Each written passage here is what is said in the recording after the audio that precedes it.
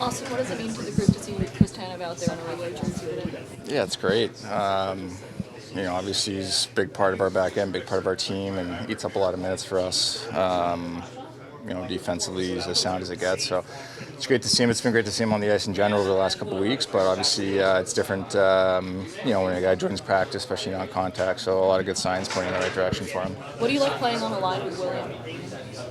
I think we've had a lot of experience together. I think, we're good at finding each other, kind of understanding each other's games. And he obviously is as skilled as it comes and makes plays and sees the ice really well and, plays with some good pace. So definitely a guy that I'm pretty comfortable playing with. I've played with lots before. So, hopefully we can generate some good opportunities as we get going here. Austin, on Saturday night, the coach said he wants more from his leaders. I'm sure you heard that. What's your reaction to Coach Tanev? Yeah, we can all be better, obviously. The last two games, it's frustrating. You go into a game against San Jose, you got the lead, and then, the third period wasn't very good. And then, obviously, on Saturday, I think we're in a position where the game's right there. It's 3-2.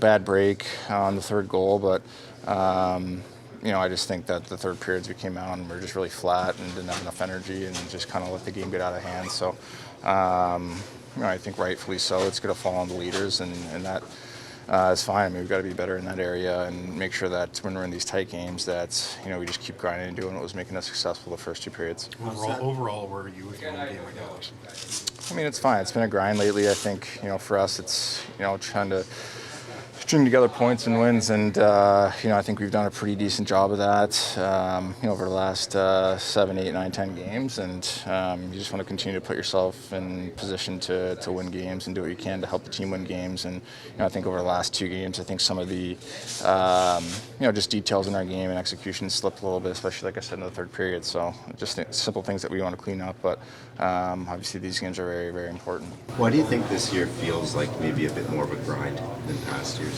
I don't know. Every year presents different challenges, different circumstances. Obviously, it's hard to kind of pinpoint one certain thing. We've got a tough division. It's, there's a lot of different factors that go throughout the season, injuries, stuff like that. But, for us, for myself personally, it's just next game, doing whatever I can to help the team win. That's the most important thing for us in this room. You got to kind of put your individual stuff to the side and that kind of pride aside and do whatever is necessary to obviously help the team win. Of course, you want to produce, you want to score and do all that stuff, but I think the little things leak through the locker room just as much as the big things do.